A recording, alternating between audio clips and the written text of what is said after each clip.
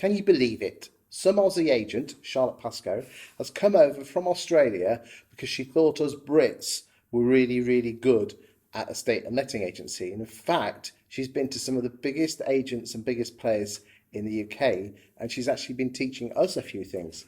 So, Charlotte, in this video, I'd like to talk about the balance of power between the brand of the agent versus the brand of the company. Yep. You've been to some agents in the UK. Talk to me.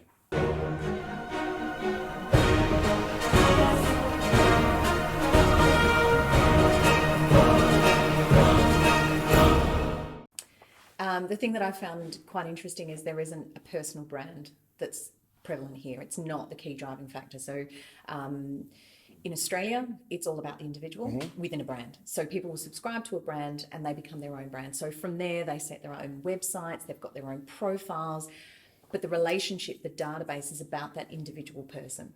So I still get phone calls from people saying, can you come and list and sell my property? And I might have had something to do with them 5-10 years ago because they actually Google the person, not the brand, which is, from what I understand, not did it surprise you? Because I mean, you've been to some of the biggest names in the UK, impressive names, and I know I was able to help you with a number of people in the UK. Thank you. Why do you think the UK is so heavily based on the brand and not the person, when it is, quite frankly, a people business? It is. My understanding is it seems to be less of a franchise and an individual business model here. So it's company owned. So the company owns the data, the clients, the process is, it filters through. I mean, let's just do that. In terms of the franchise, there are around 20,000, some people say 23, but we'll call it 20,000 estate agents in the UK, of which no more than 800, if that, are franchised. Yeah. Everything else is owned. Yep. Which is a strange model. Okay, so less than so 4% of the market is franchised, 96% is owned. Ballpark, what would that be in the UK, in Oz? Hard to say.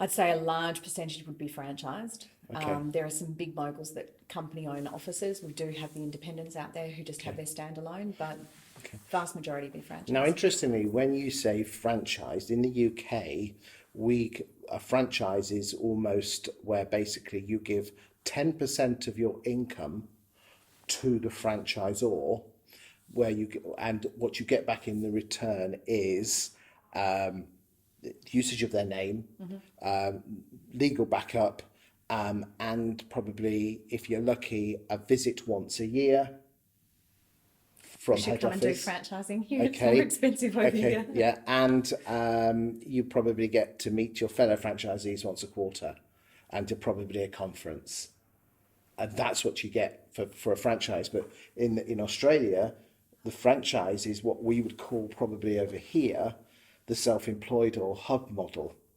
Okay, where you work under the brand, but it's not as if it's your office, is it? No. So there's multiple different franchise networks in Australia, and they're all different in what they offer. So we've got some which are more cookie cutter. So you come in, you get your pack like McDonald's. There are others which it's more like a subscription fee, so you can tap in and get some resources if you need to. I believe that's had a bit of a backlash because people plugged in, got what they wanted, and want to plug out. We are working to be more of a balance, I guess, in the middle, whereby you still have the freedom because you're an individual business owner, but we are providing the support, which means training, systems, letters, documents, back-end support. This is going to blow your mind, okay? If you are a franchisee of a firm and you've been paying your 10% a year to your franchisor to use the name, and one day you decide that you don't want to be a franchisee anymore, you have to sell your business to somebody else, and still, you can imagine the value of the business is the sales pipeline and the lettings, the property management book. You're not allowed to sell that to anyone. unless you sell it with a It's the sweetie same wrapper, brand. like a sweetie wrapper. You know, like the brand is a sweetie wrapper. You're not allowed to take the valuable bit out and sell it to your competitor. The only reason you can sell it is a going concern. And there's no end date on that. No. Yeah, we have contracts, and you can sell part of your rent roll. So our businesses are valued on what the rent roll's worth. So if there was, let's just say there was a franchise network called Chris Watkin Lettings Franchising, and you took a franchise off me, and you used my name and support, and you would have most franchisors have a rolling 5+5 or 5+5+5. So basically, you've got the right 5 years with a right to renew for another 5 years. If, let's just say, for argument's sake, Charlotte, you decided in 4 years' time that you didn't want to be a letting agent anymore, you couldn't sell the valuable part of your rent is your rent roll, isn't it? Okay, you couldn't sell that to your competitor. You would have to. You could sell your business as a whole in the sweetie wrapper of Chris Watkin Lettings franchise to somebody else who would buy that as a going concern. By the way, franchises do sell for less than a normal rent roll because you have to pay the money back each month. Can't do that in the UK. It's like, just can't.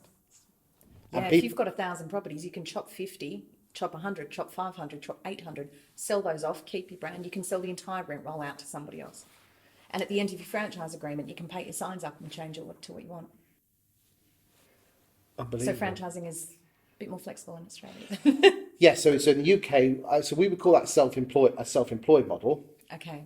There are some, and so the self-employed model in the UK has only just started getting off. We've got names like you might recognise as Keller Williams. I do know Keller Williams. Okay, and then there's some other independents out there, and they're probably taking 30% of the fee, 40% of the fee, and the other person is getting the other. Do you believe? Let's come back to the original question: personal branding. By the sounds of it, the agent themselves has a lot more power in this relationship. Yeah. Too much power? I think it depends on the agent and it depends on the area, but some agents do hold it as a gun to the head of the business owner. If I go, then I take all my database. Depends what they do with it. We have had some scenarios in Melbourne where some of the top performers who are writing, 1.5 to 2 million, leave, set up their own business, and it doesn't do so well because they're riding on the coattails of just their name, not understanding that they're a brand within a brand. So if you're still this brand down here, you then have to build the next brand that you're going to.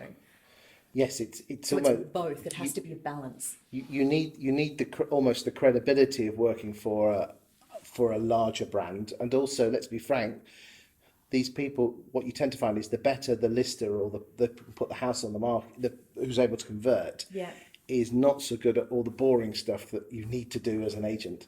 But the agents in Australia do end to end. So they are on the phone doing the prospecting. They are picking up the phone every day. We have hours of power. So you're doing 45-minute call session. You're doing those for the morning between 9 and 12. Because you know Brits don't prospect. Well, that's why I don't have personal brand. Because if I'm calling you and saying, hi, just touching base, it's Charlotte, how you going? Everyone has a different reason for the prospecting call, but it's building a relationship, so they come back to you. Do you think that's to do with the type of people who are attracted to agency in Australia? It's just what needs to happen, and if you don't do it, you become obsolete. So people who become complacent with the fact that I've got this brand, they're the agents that start going backwards. You see, in the UK, most estate agents have a person that they are more people-orientated as opposed to systems-orientated, and they're more outward-going as opposed to reserved. Yes. And they're very outward-going. They're chatty. They like to be the centre of attention.